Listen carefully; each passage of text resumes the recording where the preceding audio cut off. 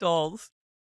The fucking dregs of August are underway. We cannot stop the wrath that August is rotting. Drifted away like a bottle of wine. August is drifting away like a bottle of fucking wine that you shoved in your ass as just a fun experiment and are now in the hospital dealing with the aftermath. August drifted away like a bottle of Kamchatka. What's that? The worst Russian cheap vodka you can get. It's like Popov.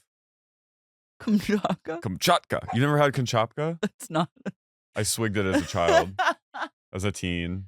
August is truly taking no prisoners. Also, Mercury retrograde is happening right now, so that's at play. But August is truly coming for us all. If we live through this month, it will be a miracle. August certainly came for your wig. August has snatched my wig, and I will share about that at an eventual date. But at this point, you can just trust. You're raw as hell. I'm raw, and thank God there's this studio, because the thought of my wig getting snatched and the way it was snatched today and then having to record a podcast at my house, I would be hanging from the rafters. And I would be too. There's no other option but to be in the stew at this point. We have a new guest today. Come here. Mango is in the studio. He's made it to he is. He's made it to the valley. Yeah, Mango's here. Tonia's here. Tony's learning how to settle into studio life. Mango's taken to it quite well. Yeah. You have a firm iron grip on his harness. Yeah. You guys have not heard Carrie go, Mango, come here, baby. But he will do that. I will. Someone commented on the Stew Instagram post. They were like, I'm going to really miss like Lara scolding Mango. And I was like, you think we would go to a place where our dogs aren't welcome? Also, when we were on tour, a listener genuinely said with concern that she was worried that you were too mean to Mango, or like that you. No, she thought that I hated Mango. And you were like, what? I was like, no, don't worry. A true sign of love is that I feel comfortable enough with him and you. If I felt that you hated no. my dog, I simply would keep you away from him. If I hated any dog, like truly had hate in my heart for a dog. I have hate in my heart for one dog. Which dog? My neighbor's dog. Oh, the dog. But they're gone. She, I don't know where she went. She drifted away like a bottle of wine. She might not be here anymore. I think she was sent to a home, which I think the whole building was relieved. Everyone, I had some people in the Patreon being like, you're being really hard on this old woman. But the entire building, every person I've talked to. She was hated by many. She was reviled by all. She was the town witch.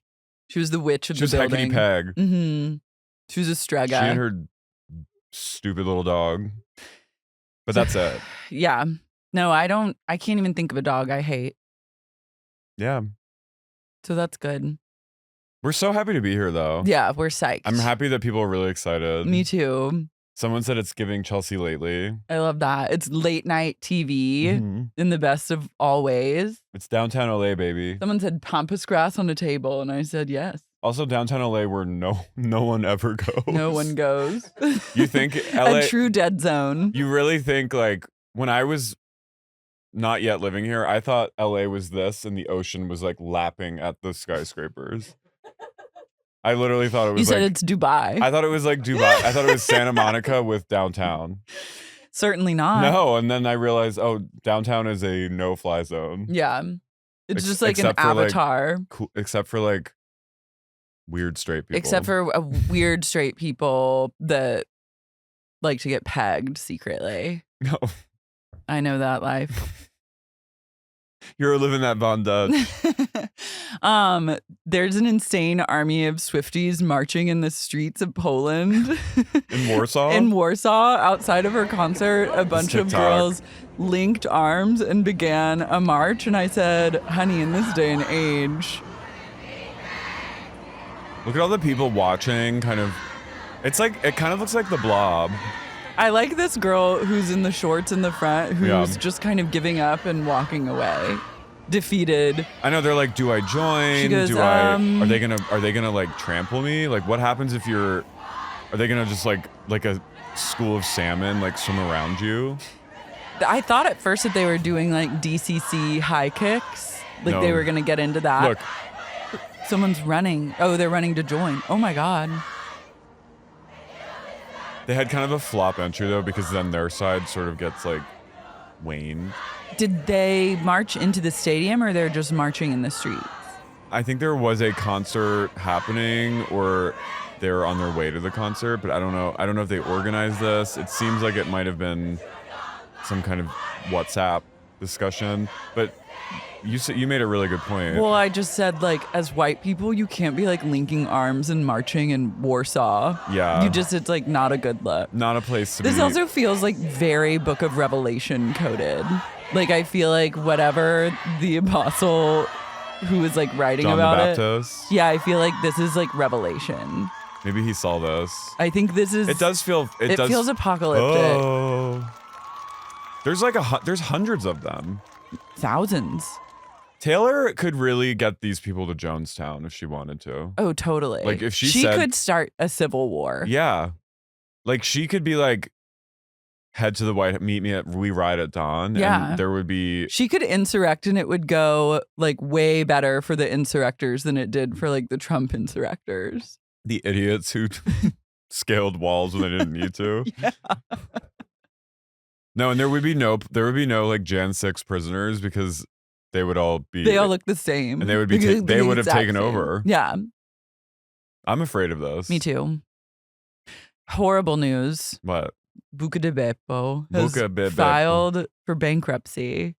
The Bucca di Beppo venture is over. Is coming to an end. Well, they're closing 13 locations. In July, so that they've already done it. This is in response to them closing 13 locations. Okay. They've filed for Chapter 11. What does their president say in a statement? Strategic step for a strong future. While the restaurant industry has faced significant changes, this move is the best next step for our brand. He's enthusiastic to enter the restaurant's next phase. What is that? Of just closing online? Of just putting a lot of people out of work, but having like one Bucca di Beppo venture. The big question on everyone's lips, though, is will the Capri room be? Will the Capri room cease to exist? I feel like Bucca di Beppo Encino probably does good business. Do you think when Dorit got this news, she had to take a minute? Yeah. She went outside to smoke. She had like fingerless gloves on. PK. She had biker gloves on and like and a cig. And a look, a leather look. A high pony. And she went, oh, she didn't call PK. They're divorced. They're divorced. Right? I think PK and her are separated. Well. Which makes sense. Mm-hmm. Speaking of bankruptcy. Yeah, they're split. Wow. They've been split for months. Damn. Which tracks to me. They seemed on the brim post. It was a brim situation. So Michaele Salahi, the Black Widow, has struck once again. Her new beau, Neil Schon, who's the guitarist of Journey. Who she left, not PK, who she left Tariq for. Tariq.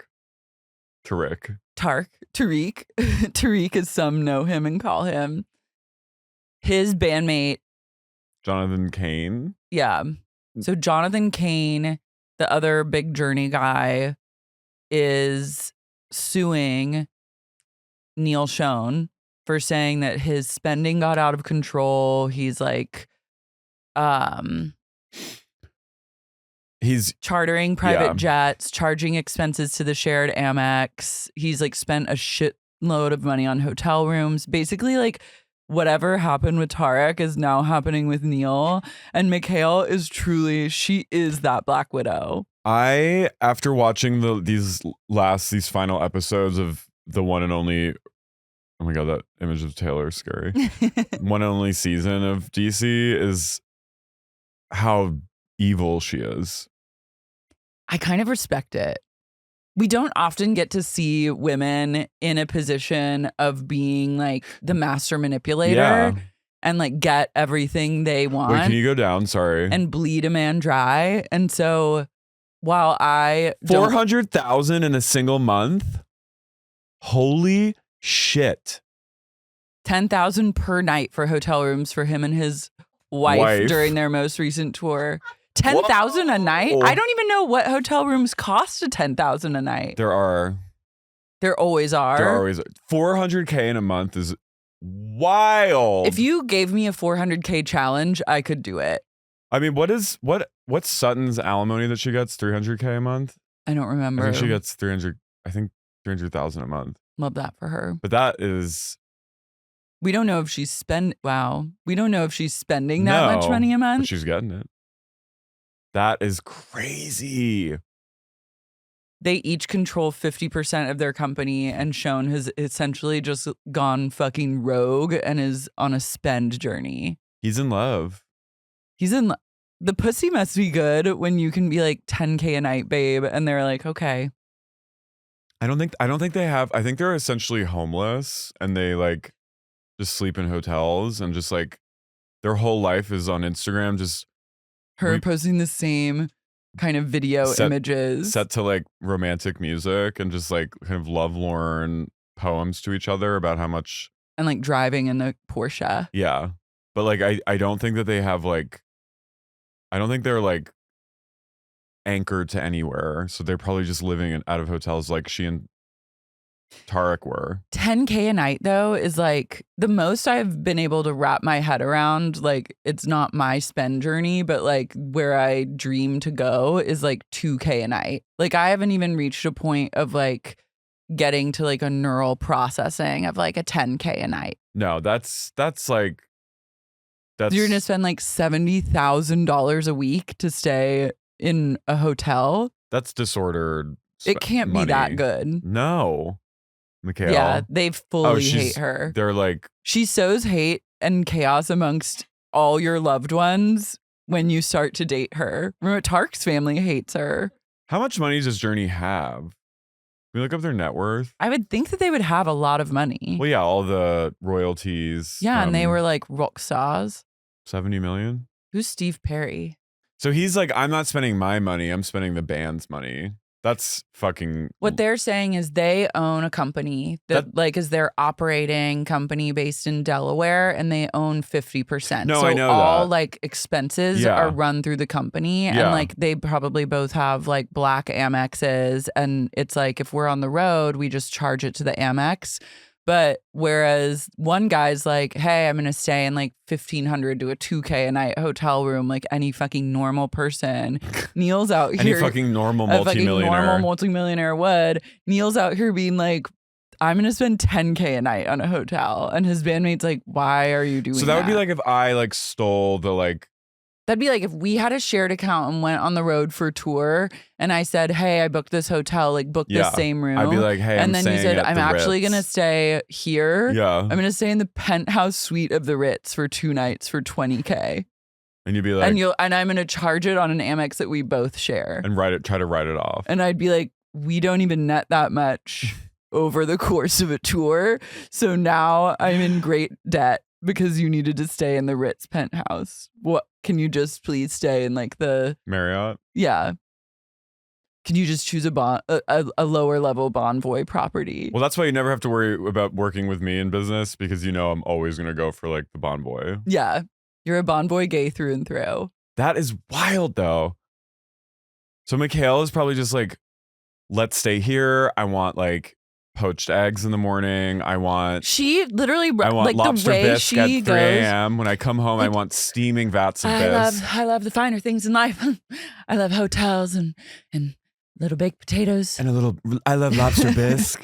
And bisque. I love bisque. I'm a Maryland girl through and through. I love the food. I'm a Virginia girl. I love it. Crab is important Crab to is me. very important to me. Blue crab. Yeah, she's like a blue crab girly. She's like a crab cake, like a $48 crab cake kind of gal. Wow. And Michaele gets what Michaele wants. The men don't say no to her. No. All she has to do is give them like a stiff hug and be like, God, I love him. And then she gets a $10K a night hotel room. How old is she? She must suck and fuck like unbelievably. Yeah. They had crazy like. They had road sex. Clandestine sex. Mm-hmm. Really? She does not work. Oh my God, their wedding photos. Yeah, pull up the wedding photo. Let's get a like, oh wow. Wow. Gorgeous. Pay-per-view? What? They put it on pay-per-view. Wow, this is from 2013, so this is only 2 years basically after this season ended. Wow.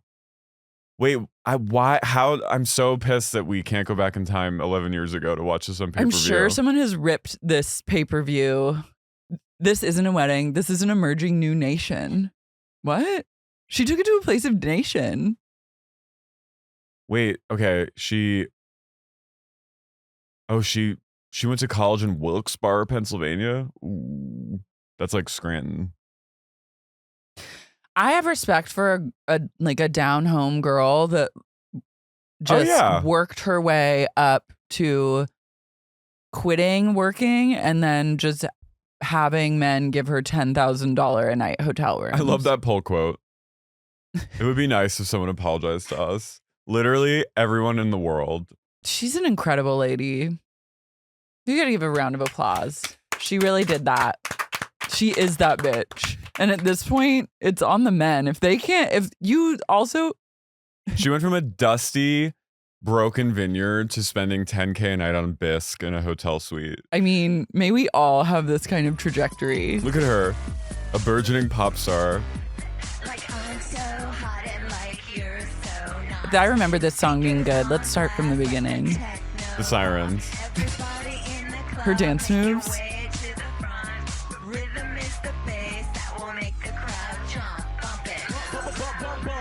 This is Charlie. This is fucking Brat. It is. It's indie sleaze. This is the Dare. It is. Who's that queen? Why? Look at his little shorts and high socks. Looks like Prince George. He's wearing like a Rick Owens skirt. Was this post Tarek? Probably. Yeah, this is right after the season of Real Housewives. This is us on tour. This is us during sound check. It is. This is the vibe I bring to sound check, is like a stiff. I need to wear that outfit that she's wearing. You do. I'm obsessed with her lack of stage presence. Yeah, just going. She's going. Yeah, but here's the thing. Neil Sean saw that and was like, I need her. Oh, they were already fucking at this point. He was like off stage, like being like, baby, you were. She is like a giraffe. I love. He just goes, uh-huh. Look at these. Let's hear it for these ladies in the back. They're upstaging her. Salahi. Rhythm is the bass. Does she go by Michaele Schoen now? I don't know. Oh my god. Should we just get into this episode? This is a cool song though. It's definitely the most like innovative out of all the Housewives songs. Mm-hmm. I can't believe how long this lasted on KTLA. Is this on KTLA? No, it's on NBC Miami. Animal.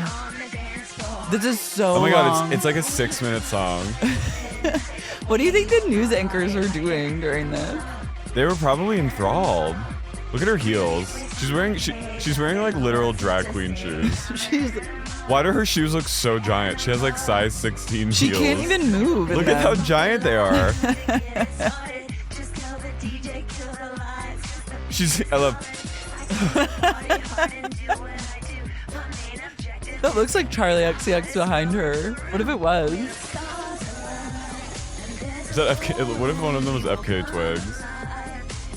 It looks also like Olivia Wilde on the bottom right. Post Prince. All the girls. Where's she going? The sirens kill me. Is this I think she's also just lip syncing. I don't think she's actually singing the song. Of course. Are those sirens to sort of evoke the gate crashing? Should we get into it? Yeah, we gotta get into it. I'm Carrie. I'm Lara. And you're listening to Sexy Unique Podcast. Michaele. Beltway bitches. Beltway bitches. So we're on episode 8. Episode 8, where shit starts to go down. I said we are so back in DC. We're so fucking back. Wait, we also have to talk about Paul and Lynda coming to our show. Guys, I'm sure by now if you're listening and you followed along on social media, some of you might not. Some people didn't know that. I told some people about it who I thought would know and they didn't know. So it was a huge coup. Some people live their goddamn lives outside of our tour. Online. Some people listen to the pod and have no idea what we're doing other than that, which is their choice. Paul Wharton and Lynda. Wait, pull up her last name. Because we can say it. It's just a toughie. Accretion. Accretion. No. Maybe. Yeah. Or kill. Accretion. Lynda Urkelician. Lynda Urkelician and Paul Wharton, the iconic Paul Wharton, came to our live show in Washington, D.C. Paul reached out. Sorry to interrupt you. Paul reached out to me or us on our social media on the shared Insta account and was like, such a fan. I saw you guys are recapping DC. Thank you so much for like giving awareness to our show.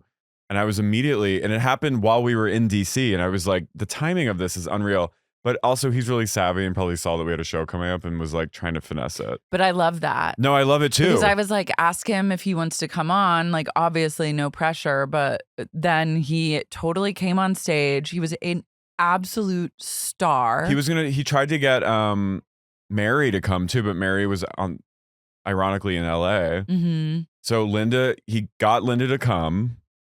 And they came backstage before we went on, and they brought their friend, who was this really nice woman.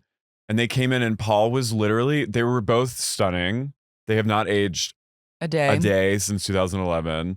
Paul is so tall and just like this, like a superstar. I was absolutely positively gagged. Me too. I was trembling. Lynda is just this tiny, gorgeous, stunning, like. I forgot my entire life leading up to that moment. And then when I was watching this episode, I was like, I literally should have been like, I also am a pug owner. Like, we are the same. I was like, we share many similarities. But I forgot everything and was just like feeling blessed and basking in their very presence. So they came on stage at the end, and I was like, they were right in the front row. They had reserved seats for them, and they were right in the front row. And I kept looking at some of our more like salacious moments or vulgar moments, and to see Lynda's reaction, and Lynda, because she's like this poised, elegant woman, and Paul was just like, every so often I would hear Paul go, ha, ha, ha, ha. And then he came out at the end, and they did like a whole bit with us, and it was just so incredible. It was amazing. So we really feel like we made it in that moment. So Lynda is doing a modeling casting. For a designer from Bucca, Burkina Faso. Burkina Faso, which is a very tiny country in Africa on the west coast. And Burkina Faso is like a major player in these next two episodes. But she's casting, they're going to do a show at Union Station, the train station in DC. They're going to do like a whole fashion thing. There's a designer from Burkina coming to town. It's part of some diplomatic relations, all going down. And Lynda is in charge of casting the fashion show. And so we now see. She's very disappointed with one of the men.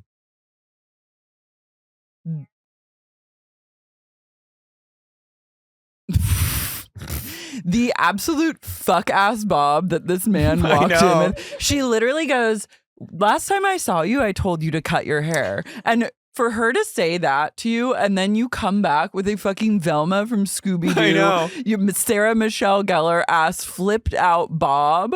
And to the audacity. The audacity, you the simply gall. will not be cast in the fashion show. I love her shaming him too, being like, you're a guy. You look like. That was a girly haircut. It wasn't even like. It wasn't even non-binary. No, it was like straight up, you're a man with a woman's bob. Inexplicably, after I asked you to cut your hair, it's completely unacceptable. It's unprofessional. It's unprofessional.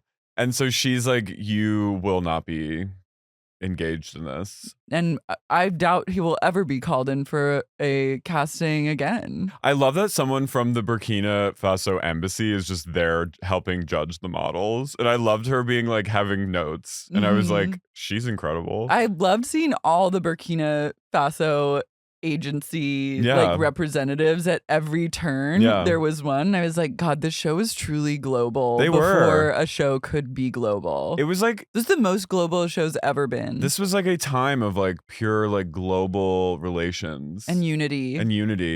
And to think that we could have been brought together, like what global relations could have been healed by Lynda's agency in Washington, D.C. Like, I would even argue that we might not find ourselves in this pickle in the Middle East had RHODC gone on and on. Think of the fashion shows. Also, one of the male models had full-on Michelle Carter brows.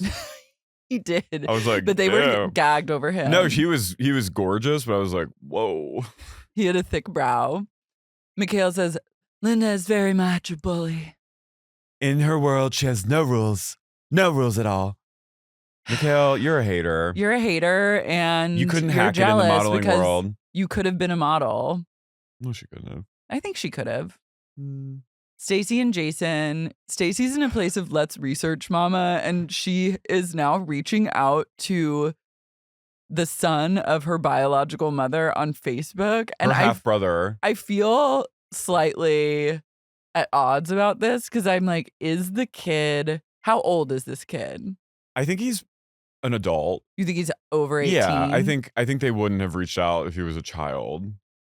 Yeah, I was just like, is this a minor? No, I think he's like probably in his 20s or something. He's basically her half brother, who's white, doesn't know that he has a full sister who is black, and so they're like the mom is literally this fucking bitch mom. I hate her so much. I know, she could have really avoided this entire situation if she just like gave up the goods. But I'm also like, someone needed to deeply advise Stacey on her outreach message because it sounds like spam.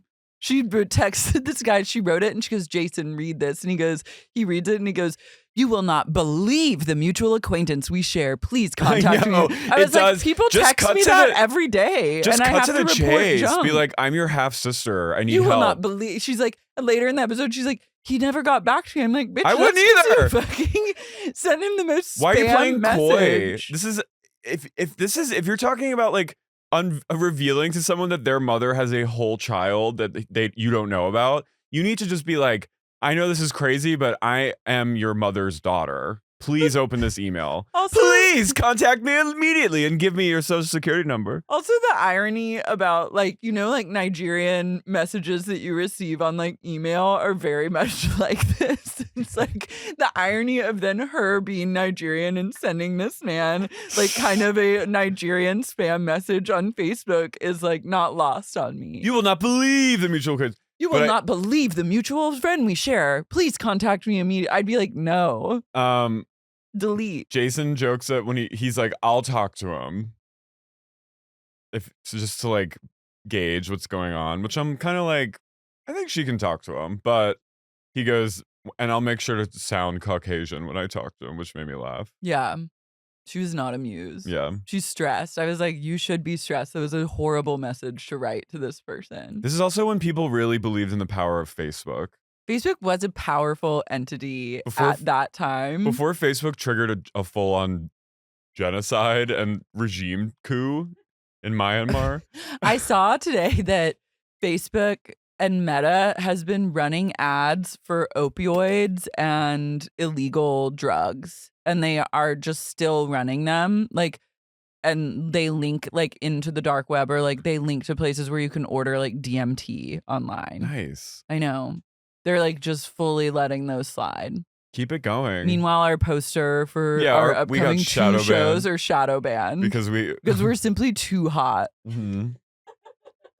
It's actually crazy. I saw an ad that just said DMT spilled out in huge rails of powder with a link to where you could buy DMT, and Meta's like, that's fucking chill. But a poster starring a gay and a girl designed by a gay. With a girl with a bionic leg. And gay with fake abs.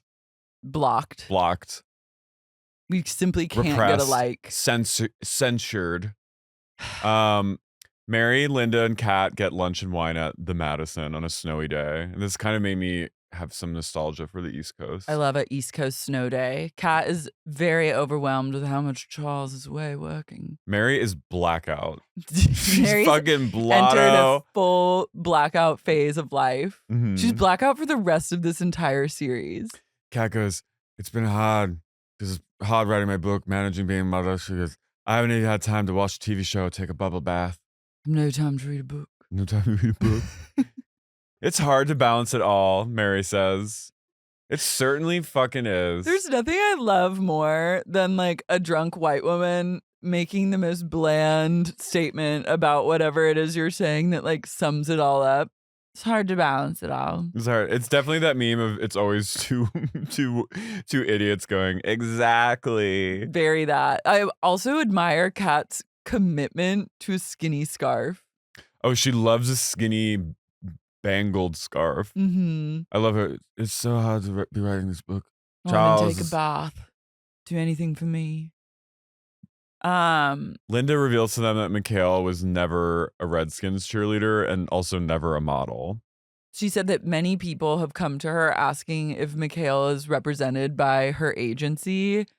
And she says that she gave Michaele several chances to like be a model, was like, you're certainly thin enough. Like, why don't you go take some photos and like see if you have what it takes? And Michaele never did it. And she wants to make it crystal clear that she's never been repped by the agency. Mary goes, she's been peddling the lie about the Redskins since 2005. She Mary's says that twice. Obsessed with 2005. I know. That was her best year, the Bush years. She's in a place of like 1999 to 2005 was Mary's golden age. When Michaele was just working the makeup counter at Trish McAvoy. Because Lolly was 10. We fucking had a good back then. Well, it was good. DC felt alive. It was during the war. It was a little scary. And we felt fucking simmering underneath was this excitement. And it's gone now. And that's fucking sad. And it's hard to balance. It's hard to balance. Like, okay, you know, I'm so happy we have a president who's like cool, but like, I don't know. They're like, drink up, sis. Michaele and Tarek are in their cursed limo on the way to another expensive dinner. Cut to the bang bus. Michaele and Tarek, these scammer asses are going to the chef's table at this incredibly... At the inn at Little Washington, which I was like, I would love to go there. Wait, sorry, can you go up? I'd love to go there on a beautiful date. Michaele goes, remember our first date? Tarek goes, remember on our first date in the country? Michaele goes, yeah, I ordered a plain grilled chicken. I wasn't really into eating then. I go, girl, you still aren't. Yeah. She's peddling this. She goes, taught me all about cuisine and food and enjoyment of food and wine. And now I love it all. I eat it all. And it's great. She goes, he taught me how to just do the thing and not be afraid of eating. Do you know who she actually reminds me of very, very much is Valerie Cherish. The way that her kind of speaking cadence and like rhythm is very, and like her awareness of us watching her and her performance for the cameras as though she's like fooling us. Yeah. Is very Valerie. I think Val has way less rage simmering beneath her and more I mean, they have the same level. I think that's the same. I think Val is filled with rage. No, she is filled with rage and desperation, but I think Michaele's mean. I don't think Val is at her nature mean. I think Michaele is in her heart a mean person. I have her number. You have her number. You I think she's Val incredibly is cruel. Angry at the lot life gave her as a woman in the fucking horrible industry. But I think deep down, she's a good soul. I don't think Michaele's a good soul deep down. No, I think Michaele just wants whatever she wants. Yeah. And will do anything to get it. But they do share that. Val is also like completely will step over the bodies to be famous. Yeah. So I think that they share a lot of similarities. He helped me just learn how to do the thing and eat. And just eat now every day. Now just every love day. Food. Now every day I actually eat. Every day. It's just food for me. Yes. So back at the girls' gossip dinner, Lynda reveals that the Oasis winery has filed for bankruptcy. And then it cuts back to them at their like chef's table dinner where they're seated with friends. We never learn who these friends are. Wait, but I also love Kat being like, she's such a woman of the people. She's like a British pensioner who's like anti-Thatcher. She's like, why can't they just be honest about how hard life is, just like the rest of the planet right now? She's like a full like recession truther. She's Comrade Kat. Yeah, she is. They sit down and are served the first amuse-bouche on their meal, and Michaele, with just like little tiny fingerling potatoes covered in caviar, and Michaele goes, oh look, a little baked potato. Will you look at that? That's amazing. Yeah, these two weirdos who were there with them. Michaele goes into full performative wife, but it's like stiff wife, where she goes, oh God, 20 years together. What's the secret to that marriage? And the guy, random husband, is like, our secret is just that, we're best friends. We're just best friends. Oh, that's what we are too. Oh God, I love my husband. Oh, I love him. And then gives him a stiff hug. And then Frank goes, he's drunk too, and he goes, what are your plans for the future? And she goes, travel, loving my husband. Holding up a wine. Cheers. Oh, look at that. Tarek goes, look at the body on that wine. It's like, you are both peddling lie after lie after lie. I know. The lies. Tarek and Michaele are planning to go to the Indian state dinner hosted by Obama. And they claim that they've been working to improve American and Indian relations via polo. Because they said it's the only sport that they have in common. Okay. I was like, okay. And he's basically like, we're gonna save whatever's happening in the conflict between India and Pakistan. It can be saved by polo. And in the American relation between India and America, polo playing. I was like, India's like doing better than America right now. I mean, I don't know if your polo team is going to make that much of an impact. But no. He claims that because of that, they're now like on the White House VIP list. Oh no, they're on the they're on the America India task force team and are like going in to save the day. And Obama's like, please, I beg you, come to the state dinner. They're texting with Obama like on a daily basis, sending like memes and like YouTube videos, because this was the era of like funny YouTube videos that you would send back and forth. Yeah. And so Obama's like, please come to this state dinner, LOL. She goes, fine, we'll come. Lynda has the meeting with at the Burkina Faso embassy. And she is a professional through and through. She should be a spy. Yeah, she'd be a good spy. She'd just be a good, like, not like an assassin, but like just a good, like, tea. She gets the tea. Mm-hmm. Yeah, Burkina Faso is like... This educated me. They've had a tough period, but they're really trying to like... I think that's still tough. Yeah, but I think they're, in this moment, they were trying to really improve, like, their standing with America and like in the world. And Lynda's very moved by that because they're so impoverished. Yeah. So she meets with the ambassador's wife, who's incredibly chic, only speaks French. Yeah. It was like slay. She just kind of listens, barely opens her mouth, and when she does, French pours out, and then a translator is like, this is what she said. And then everyone's like, love this. Clara, the designer, offers Lynda a free outfit for the show because Lynda's like, oh, I'd love to wear one of it. And she's like, no, I'm going to buy it. And Clara's like, okay. I love that. Like, she should. She's like, get your checkbook out then. Oh, yeah. I'm sure she bought it. Cut me that check. Kat and Charles, this moment, the exchange that they had in this moment, I said, it's over for them. Oh, it's Jover. When you get to a place of this is how you greet your partner when you come in to a room that they're in, you go, how are you? Good. How are you? Fine. Thank you. That's the end. Your divorce is around the corner. So Kat she brings her little glass of Merlot and her inbox is not yet full. And she comes in and he's like, well, we got the White House Christmas party coming up. And she's so excited because she's never met Obama. Charles has like gate kept Obama from her for 2 years. 2 years of dangling Barack Obama in front of Kat. He's been like, he was on the campaign. Like he knew Obama before he was president. He took that iconic photo of him like about to go on the inauguration where he's like eyes are closed. Like she goes, remember that photo you took? Please print it out. I would love to give it to him. I was like, doesn't he have it already? I feel like he has it. Charles could not be it's very Kelsey Grammer with Camille. Mm-hmm. When she's at his play and he goes, I'll see you much later. But she goes, Obama, she goes, I know Charles is bored of almost senseless with stories and tales of me. He knows all about me. He must be so excited to meet me. He probably was a little bit. I don't think Charles has told him about her. I don't think Charles like sits around and shoots the shit with these people. But I love like the president of the United States. Barack's like, hey, how's that lady that you're seeing? How's that broad from England? You still piping that broad from England? And Charles goes, yeah, like you wouldn't believe. You still putting that uncut sausage in that English rose? And he's like, yeah, mate.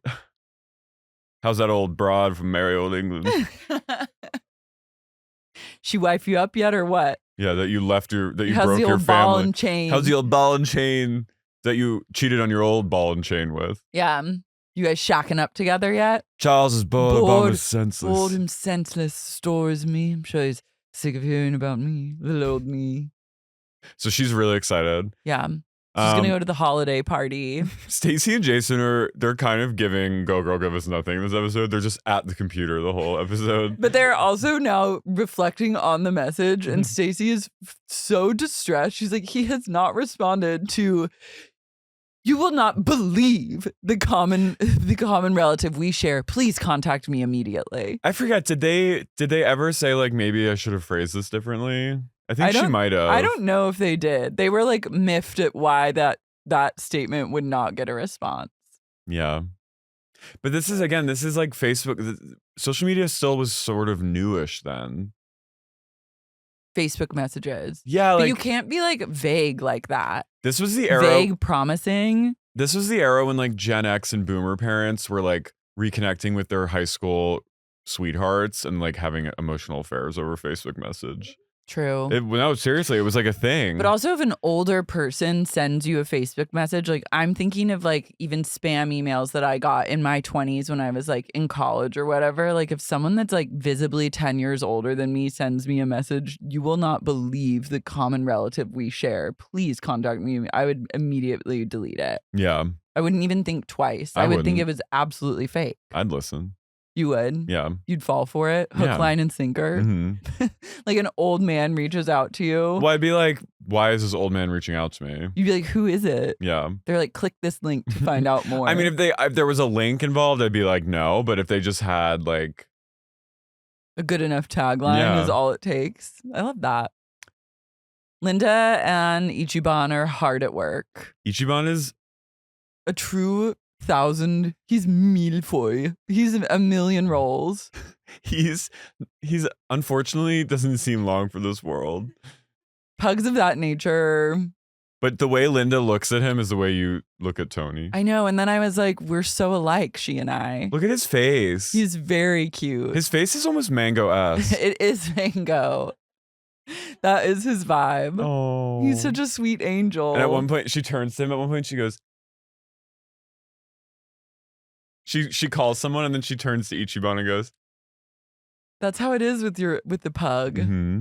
Lynda calls Mary to tell her that Salahis are printed on a no entry poster for the security at the Burkina Faso fashion show. And she's on the beat with that. And Mary goes, good, because I'm bringing Lolly. And that would not be good. I'm like, you should put a fucking no entry poster for Lolly because she's going to steal some things. Lolly's gonna go. I cannot be in the same room as the people who said the things they said about Lolly. Lolly, she also, the whole episode, she keeps, they're so lucky Lolly's not here. I'm like, what is she gonna do? Lolly's committing grand larceny left and right. She's literally stealing clothes from your closet to such a degree that you have to get like a biometric lock. I know, but she's like, she keeps going, it wouldn't be good if Lolly was in the same room. I'm like, what is Lolly going to do? Break their kneecaps. Yeah, she's going to have brass knuckles. It's like, remember that movie? She'll slapjack them in the parking lot. Remember that like Romanian movie, Them? Yeah. Where it's like a couple that moves into a house and then the first night they live there, they get terrorized by these like home invaders. And then they realize they're like these like kids. They realize it's Lolly. No, yeah. It's like a group of tweens who are just like killing them because they just want to have fun. Oh, I think I do remember that. It's so scary, but that's Lolly's vibe. She's bling allegedly. Ring. She's bling ring. Mm-hmm. Lynda is getting her glam done. Look at the joy of Ichiban. The joy of Ichiban.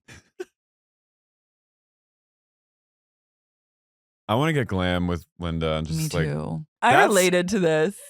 I was like, this is me as a boss. This is true elegance that you're asking your assistant to zip your you son's up, girlfriend / assistant to zip you into a dress. And then also fetch my astrology chart. Like, because I need to just check that. When you need to check the chart, you need to check the chart. I want to just sit on one of Lynda's couches and just like talk with her about things. I want to watch TV and like be cunty together. We might be able to at some point. I think we should. If she accepts us. I know. I think she did. I think she definitely did. I take back anything. I don't even think I said anything. No, well, really they confronted us about it, and I did say that her agency was sex trafficking, and I take that fully back. And that was a joke. That was also a joke. I don't actually think. No, of course. And they did bring up that we said that she fat shames, but that was also a joke, and she was. But she kind of did. Yeah, but that's okay. I love that. That's but okay. I love that. But we made it right. We did make it right. Paul. We're all friends now. Paul's a loller, but he just wanted to check if we were legit lollers too, and that we were just kidding. And once he met us, he knew that we genuinely stan them. Of course. Lynda's hairstylist, Ishmael, comes, which I thought I love that name. Yeah, she got her hair tucked into a voluminous chignon. She's just surrounded by gays. I know. She really is that bitch. Mm-hmm. Stacy meets with Stella, a member of the Nigerian embassy, and I truly thought that this meeting was going to go the polar opposite of how it went, because she sits down with her and she's like, look, I'm trying to find my birth father, and you're Nigerian and he's Nigerian. She goes, well, do you know his name? She goes, no. And I was like, bitch, it's game over. And then she goes, but I do have a photo, and shows her.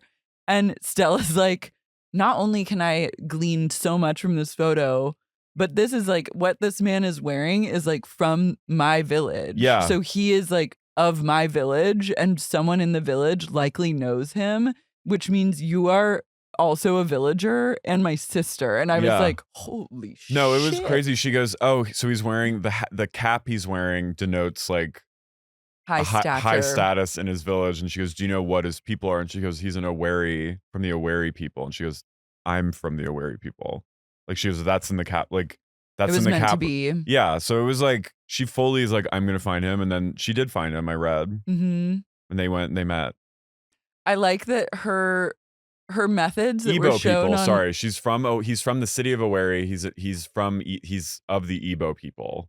And she's like, that's my fucking tribe. That's my tribe. Yeah. And you're my sister. That was mind blowing, because I was like, you're kind of going about this in the wrong way with either sending total spam messages to minors or just showing up to the meeting with no name. Yes. You could tell Stella at first was going to be like, okay. Yeah. Like she was like, this is going to be tough. It is a entire country. Then it worked out. It's not just like, it's like when I have asked like Canadians, like, do you know this person? Mm-hmm. But that's not but a good. Then they do, because they always do. We're at the big old Burkina Faso fashion show event of the century, and Lynda has to give a security briefing to the guards, and she's like, did you get the pictures where you sent the photos of the two people who are not allowed to be in here? And they're like, no. She goes, oh dear. Oh dear. Oh dear. Okay. I love the way she handled this. Was incredibly elegant. It is what it is. She just asks them and they go no. And she goes, oh, well, we're going to have to get that printed out because I do not want these people anywhere near this show. And then she goes, all right. You can tell she's pissed, but she's not going to be like abusive about it. And then she's like, many thanks. Yeah. And I was like, I got to bookmark many thanks. And then I came over with a printed out photo of Lolly and said, watch out for this girl. She'll steal the shirt off your back if you're not careful. She'll slit your fucking throat. Joyride with her friends. Yeah. Kat walks in with a horrific fur. I liked it. You did. She swans in, Charles on her arm. She is inbox full in this moment. I love a fashion show. I love a fashion show. Love a fashion show. And then the fashion show pops the fuck off. Everyone is at the Burkina Faso fashion show. They're slaying. David Catania's at the fashion show. I know. Mary... Oh, wait, can you Ted's husband is at the fashion show. All the girls are at the fashion show. Mm-hmm. Kat is seated one seat away from her nemesis, Erica, which I was like, she was an iconic friend of. who she would have been promoted so much the next season. And like this is the kind of beef that you lay the groundwork in the first season that informs like the rest of the show in such a rich and delicious way. Yeah. And we were robbed of that once again. Mary goes, I thought the fashions were so beautiful. The fusion between the African look and very chic look. It was great. The fuck are you talking about? Lady. Zip it. Quiet now. Zip it. Paul and Lynda laugh at Tark and Michelle. Mm-hmm. And I was happy about that. Kat's talking during the whole fashion show, and Erica did not seem pleased by that. Kat's going, why so serious? Yeah. Lighten up, am I right? About the models. She's making like British jokes. I love an aside with Kat. Like I would be down to just like whisper with her over the fashions and like the seriousness. She's kind of the poor man's ab fab. She's kind of a major. Mm-hmm. I'm trying to like track her down. Yeah. Lynda sees David Catania and she goes, David is the DC author of the marriage equality bill. They're positively obsessed with Councilman Catania. Mm-hmm. And at one point, Lynda gives kind of like a Dr. Seussian quote. He's like talking about the importance of like networking and trying to galvanize people to get this bill ratified or codified or whatever. And she goes, if we can make it happen here, it's going to happen everywhere. In DC of all places. Mm-hmm. I guess not, no. And this is back when they were calling LGBT GLBT. I kind of miss that. But Speak to it, sis. GLBT? GLBT. Why'd they change it? Just rolls off the tongue better? LGBT. Or they just wanted lesbians to be like first and foremost? I think they were like, lesbians are getting a raw lesbians deal. Don't get any credit, so we'll just put their Throw initial them in the front. first. Yeah. Michaele she's been getting her makeup done for 8 years at this place. Like it shows footage of her early in the episode, and then she's like still getting her makeup done for the big state dinner. Yeah, Michaele also says, she goes, Lynda's just jealous of me because I'm the hot one. I have more friends. I'm Miss DC. I was like, you have no friends. You have everyone is scared of you. You live on the river Styx. Yeah, they do like a 12-hour day at the salon getting ready. She goes into the salon, and I feel like producers knew that she was lying. Oh, for sure. And they were like trying to ask the salon. They were like prepping salon members who were doing her glam, being like, ask her a lot of questions because we think that she's not telling the truth. And this will be like great for TV. So she goes in.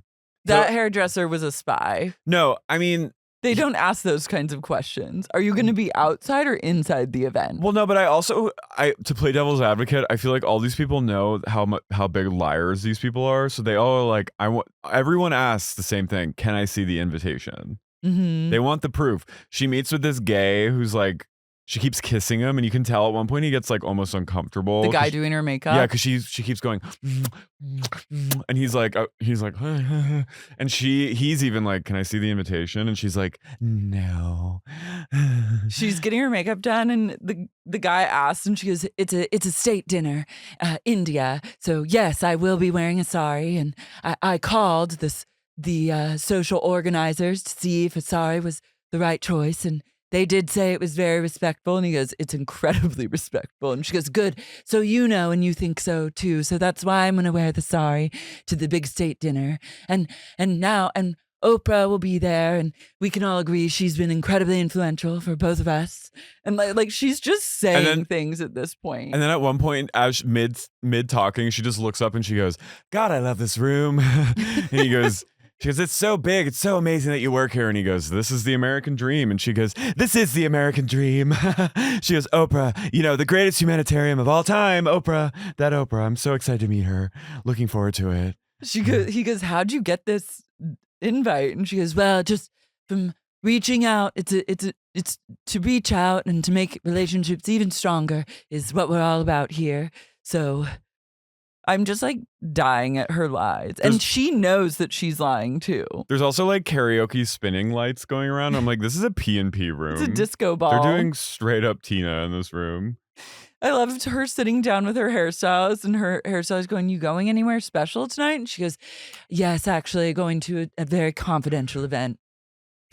It's a state dinner for India. I know. And Tarek is just in the background the whole time. He's sweating. She's just bald-faced lying. I think she was like, we're going to this dinner and I'll kill you if we don't go. And now he has to go along with it. No, but they're fully just lying the whole, like, it's crazy to watch these two liars. From the start, the moment they woke up till when their head lays on the pillow at night, they're living a lie. So she then is like after her hair is done before the sari comes, there's a big debacle because the hairstylist is like, can I see the invite? And she's like, yes, actually, I'll go get it from the car. Hold on, please. I'll go get the invite. And then she goes out and they follow her out. It's like this cold, like late afternoon, early evening. And the producer goes, what's wrong? And she goes, I can't seem to find it.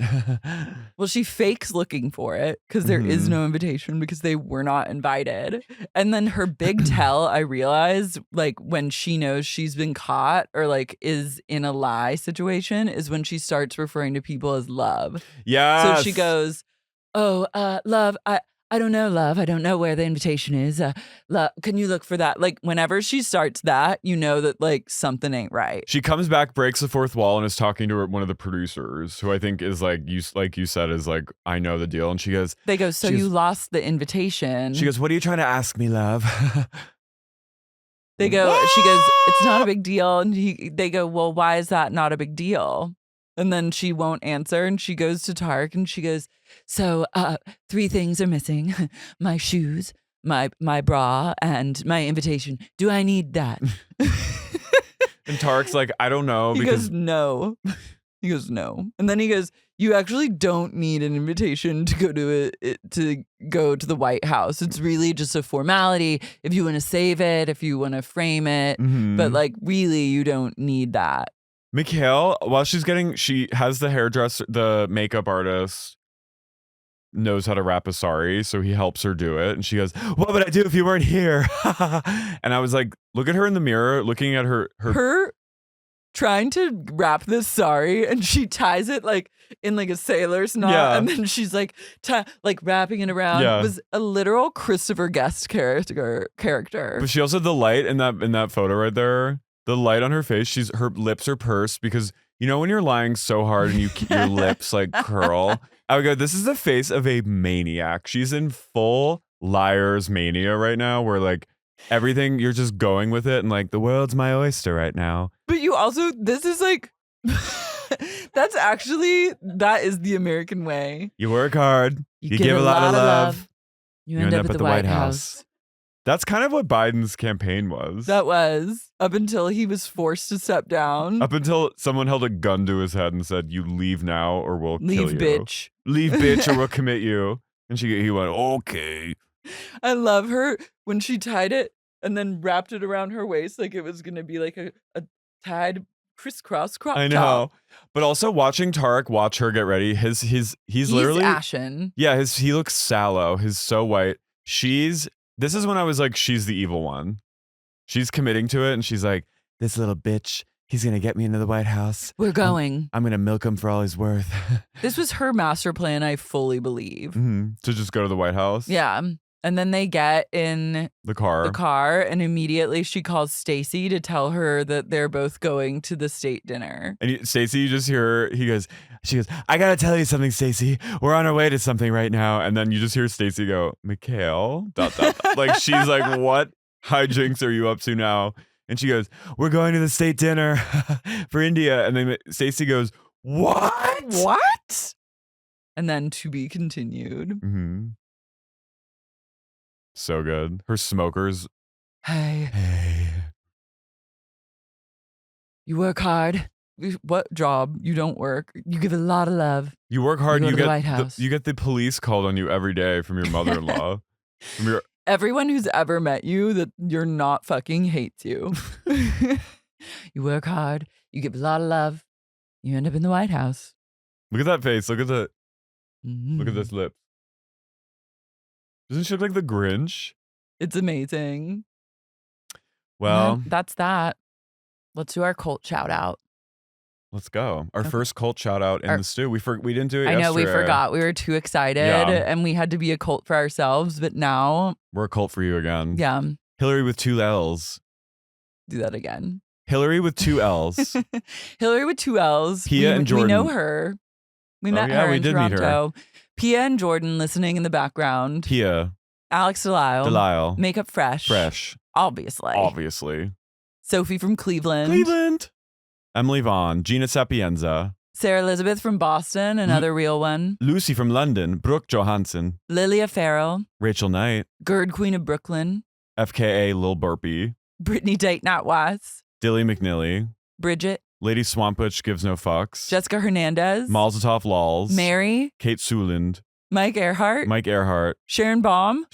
Realtor. Timothy Scheel. Rogue Stanley. Matthew Thomas. Owsley Robinson. Cheeseburger Bay. Mariah Kay. Kathy West. Kip Moore. Hillary from Chicago. Orlando. Patron of the Farts. David from Switzerland. Nixidators. Emily. Kim Lucas. Katie the Sup Lawyer. RJ. Modern Counseling, McLean, Virginia. Jeffrey Pradama. God, you guys are so real for continuing to support. Thank you for allowing us into your homes, into your hearts. And we welcome you into our studio. And thank you for making your presence known at the shows, because it was really always a pleasure to put faces to names, especially of the cult members. And I'm not just saying that because you pay us $50 a month. Until next time. Bye.